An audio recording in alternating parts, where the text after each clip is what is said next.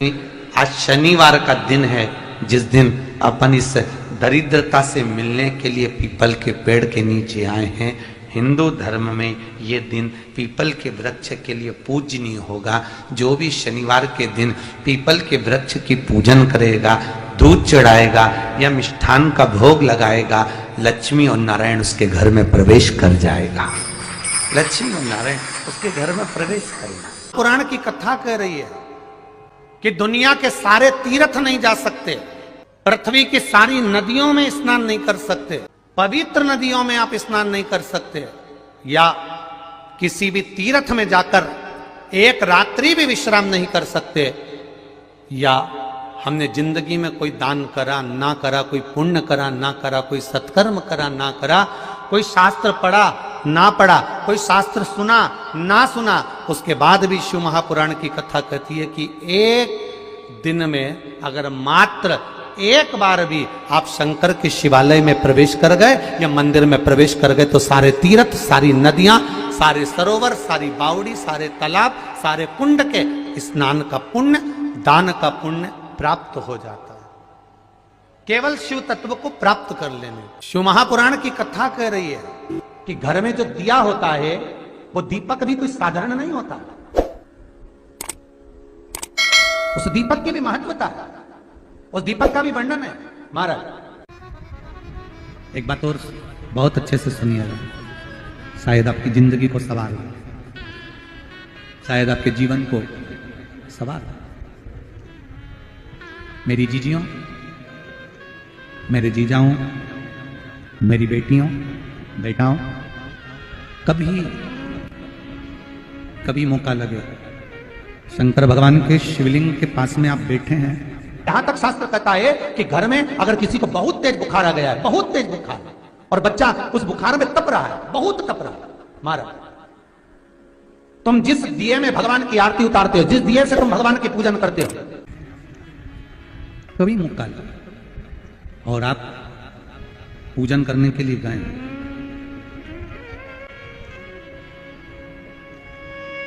कभी पूजन करने के लिए, और आपको शंकर भगवान के शिवलिंग के पास में या शंकर भगवान के शिवलिंग के ऊपर कनेर का अगर पीला फूल देखा है ना आप लोगों ने, अरे बोलो तो जमके, देखा है? कनेर का यदि पीला फूल शिवलिंग के आसपास में या शंकर भगवान के ऊपर कहीं रखा हुआ भी दिख जाए,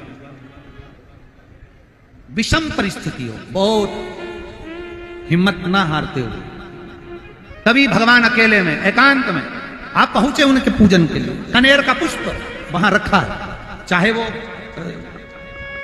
वो जलाधारी पर रखा हो, चाहे वो शिवलिंग के पास में रखा हो, शिवलिंग पर रखा हो, उस कनेर के पुष्प को अगर आप 5 जगह का स्पर्श कराकर अपने हृदय की बात कहकर वापिस महादेव को समर्पित कर देते हो तो भी मेरा महादेव तुम्हारे दुख का निवारण कर देगा। अब वो 5 स्थान, वो 5 स्थान, पहला गणेश जी, गणेश जी का जो स्थान होता है वह जगह, दूसरा षडानंद कार्तिक, तीसरा अशोक सुंदरी वाला स्थान, चौथा जलाधारी जो ऊपर से बूंद बूंद जल नीचे गिरा रही है, जया, विषहरा, शामली बारी, दौतली, देव, शंकर जी की 5 बेटियों का, और 5वें नंबर का है शंकर भगवान के, जो कैसे वर्णन किया जाए, त्रिशूल के 3 भाग होते हैं। करें दर्शन आप लोगों ने, जैसे सामने त्रिशूल लगा है, इस त्रिशूल के ऊपर देखेंगे तो 3 भाग दिख रहे हैं, नजर आ रहे हैं सबको? त्रिशूल का जो 3 भाग होता है, उस 3 भाग का जहां ज्वाइंट होता है, जहां मिलता है, एक जगह पर देखो तीनों भाग एक जगह पर मिले हुए, 3 भाग का जहां मिलन होता है, 5वां स्थान, ये 5वां स्थान, यहां पर स्पर्श कराकर शिवलिंग पर अपनी कामना कर कर श्री शिवाय नमस्तुभ्यम कहकर, बाबा से अपने मन की बात कहकर जो समर्पित कर देता है, हम 3 महीना भी नहीं कहेंगे, हम तो कहेंगे अगर ज्यादा दुख है 3 दिन इंतजार करना, मेरा बाबा उस दुख को मिटाएगा। 3 महीना बहुत दूर, पर करना है दिल से। और कई तरह के दीपक होते हैं, दीपक का भी विधान वर्णन किया गया, उस दिए का भी वर्णन किया गया। यहां तक शास्त्र कहता है कि घर में अगर किसी को बहुत तेज बुखार आ गया है, बहुत तेज बुखार, और बच्चा उस बुखार में तप रहा है, बहुत तप रहा है, मारा, तुम जिस दिए में भगवान की आरती उतारते हो, जिस दिए से तुम भगवान की पूजन करते हो, उस दिए की बत्ती को नीचे डाल दीजिए और उस दिए को पानी की बाल्टी में धो दीजिए। कौन सी बाल्टी में? जिस बाल्टी के पानी से आप बच्चे को स्नान करा सको। मारा, केवल भगवान पर से ले जाकर, पास में से ले जाकर उस बाल्टी में थोड़ी देर डाल दो और उस बाल्टी के पानी से उस बच्चे को स्नान करा दीजिए। 15 से 20 मिनट, आधा घंटा लगेगा बच्चे का। बड़ी बेचैन दिख रही हो तुम, क्या बात है? पार्वती जी कहती है, देवव्रत, कश्मीर प्रदेश का एक भक्त देवव्रत बेलपत्री के वृक्ष के नीचे बैठकर आपका मंत्र जाप कर रहा। मैं आपको जगाना नहीं चाहती थी, पर बेलपत्री के वृक्ष के नीचे लक्ष्मी झाड़ू लगाती है, सरस्वती वीणा बजाती है, इंद्राणी उस बेलपत्री के वृक्ष के नीचे जल का सिंचन करती है, 33 कोटि देवी देवता उस बेलपत्री के वृक्ष की जड़ में विराजमान होते हैं। इसलिए देवव्रत एक बार पंचाक्षर मंत्र बोलता है तो वो 33 करोड़ बार गिना जाता है, ऐसा बेलपत्री का वृक्ष होता है। बेलपत्री के वृक्ष के नीचे एक बार अगर भगवान का नाम लिया जाता है तो वो 33 करोड़ बार, 33 कोटि बार गिना जाता है। एक मंत्र केवल नमः शिवाय, ओम नमः शिवाय, नमः शिवाय, ओम नमः शिवाय, 33 कोटि बार गिना है, 33 कोटि। कितना सुंदर लिखा है। फिर वही वाली बात आ गई जो पहले कथा में कहा, अपने लिए अच्छा वाला घी छाट के लाना, अच्छी कंपनी का लाना, और जब यज्ञ करने बैठे, पूजन करने बैठे, हवन करने बैठे, भगवान का कोई पाठ पूजन करवाई, पूजा वाले दुकान पे बोलना कि पूजा का घी चाहिए। तो वो पूजा का सामान बेचने वाला भी चतुर था, उसने पूजा का ही घी दिया। तो इन्हें पूछा, भैया ये घी कितने का? तो क्या 80 रुपए का? तो 80 रुपए का आधा किलो? तो क्या पूजा का है? भारत की भूमि पर, इस मृत्यु लोक में, पूरे विश्व में ऐसे कई घर हैं जिनके घर में गुजारा करने के भी आफत है। पहनने के कपड़े नहीं, किसी के यहां पर भोजन नहीं, किसी के यहां जमीन नहीं, किसी के यहां दुकान नहीं, कोई पूरी जिंदगी किराए के मकान में निकाल देता है। नहीं, मेरा एक निवेदन है, इस कथा को जितने छत्रपति संभाजी नगर के श्रोता भाई बहन श्रवण कर रहे हैं उनसे निवेदन करूंगा, आप हाथ का ठेला लगा रहे हो, सब्जी का ठेला लगा रहे हो, फल का ठेला लगा रहे हो, धक्के की जिंदगी जी रहे हो, दरवाजे पर बैठे हो, कहीं ना कहीं तुम दास्य भाव की जिंदगी जी रहे हो, तकलीफ में जिंदगी जी रहे हो, बहुत दुख की जिंदगी जी रहे हो, बहुत कष्ट की जिंदगी जी रहे हो, उनसे केवल निवेदन करूंगा, 3 महीने 2 जगह पर जल चढ़ाना प्रारंभ कर दीजिए, केवल 3 महीने। एक शंकर भगवान के शिवलिंग पर, दूसरा बेलपत्री के पेड़ के नीचे, 2 जगह पर जल चढ़ाना 3 महीने लगातार चालू कर दो, बाबा तुम्हारा हाथ पकड़कर तुम्हें उन्नति की सीढ़ी पर चढ़ा देगा। हमें कोई चमत्कार करना नहीं आता, और ना हम कोई तंत्र विद्या या मंत्र विद्या जानते हैं, ना हमारे पास में बेल है, ना हमारे पास में भभूति है, हमारे पास में तो केवल शिव का नाम है। आप श्री शिवाय नमस्तुभ्यम बोलो, ओम नमः शिवाय बोलो, नमः शिवाय बोलो, चाहे महामृत्युंजय मंत्र बोलो, उसका स्मरण करते करते भगवान शंकर के शिवलिंग पर जल, और उसी पात्र में जो जल तुमने शंकर जी को चढ़ाया है उसमें से बचा हुआ थोड़ा सा जल बेलपत्री के पेड़ के नीचे चढ़ाना प्रारंभ कर दो। अलग से बेलपत्री के पेड़ के नीचे चढ़ाने के लिए अलग से लोटा भर के जल जरूरत नहीं पड़ेगी। जो तुमने शिव जी को जल चढ़ाया, जो तुमने देवाधिदेव महादेव को जल चढ़ाया, बस उसी पात्र का जल शंकर जी को चढ़ाओ, उसमें से बचा हुआ थोड़ा सा जल बेलपत्री के वृक्ष के नीचे चढ़ाना प्रारंभ करना। कौन सा बेलपत्री का वृक्ष? जिसकी छाया आपके ऊपर आ रही हो। शिव महापुराण बड़ी सुंदर बात कहता है, ध्यान दीजिएगा। जिस बेलपत्री का पौधा तुम्हारे सिर का, और ये दोनों हाथ ऊपर कर लो, अपन खड़े हुए और खड़े होकर दोनों हाथ ऊपर करे, इतना बड़ा बेलपत्री का पौधा है, उस बेलपत्री के पौधे की पत्ती को कभी तोड़कर शंकर जी को नहीं चढ़ाना चाहिए। ध्यान रखना, कितना बड़ा पौधा। आप खड़े हो जाओ और खड़े होने के बाद आपका हाथ ऊंचा कर लेना। इतना बड़ा पौधा है, उस पौधे की पत्ती बेलपत्री को तोड़कर शंकर भगवान को कभी नहीं चढ़ाना। शंकर भगवान को उस बेलपत्री को, उस वृक्ष की पत्ती को तोड़ना चाहिए जो वृक्ष तुम्हारे हाथ से थोड़ा सा ऊंचा हो, जिसके लिए तुम्हें हाथ और ऊंचा करना पड़ रहा हो।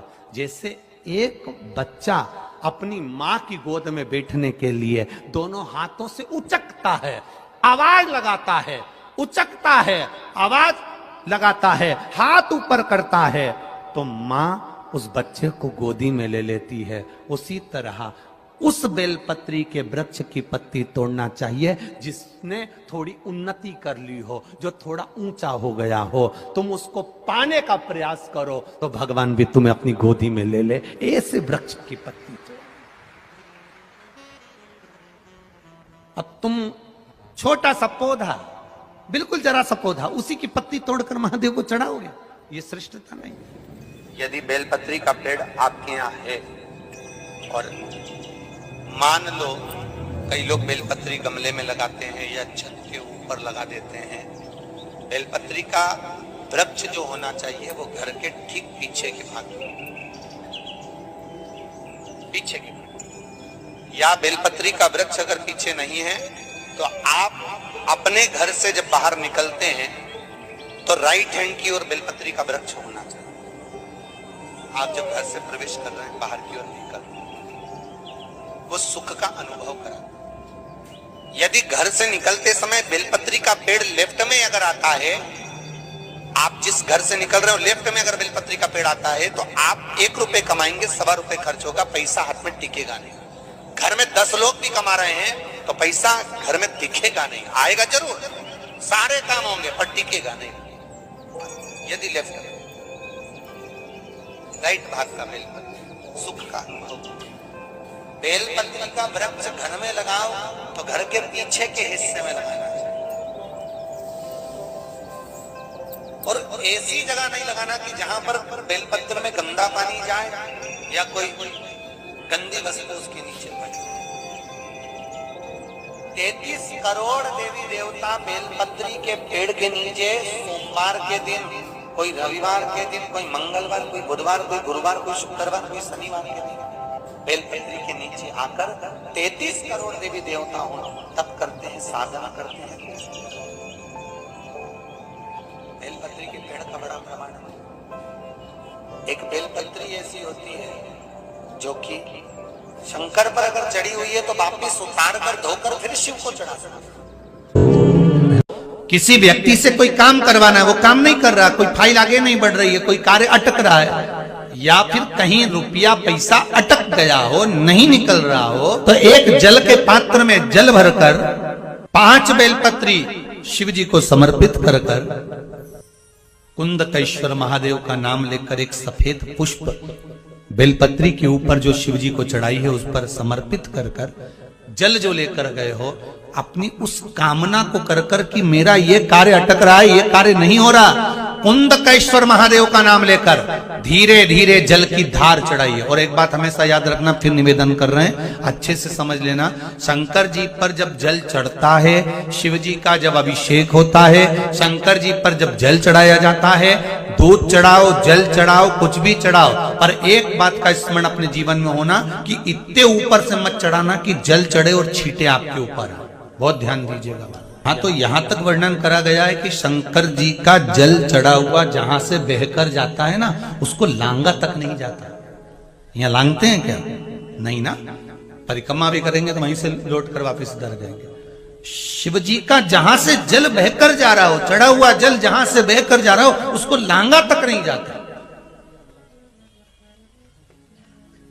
और कई लोग बड़े बड़े आनंद में शंकर जी पे इतनी ऊपर से जल चढ़ाएंगे तो वो छींटे पूरे अपने ऊपर आना चाहिए, शरीर पर आना चाहिए। नहीं, उसका दोष है महाराज, उसका दोष है।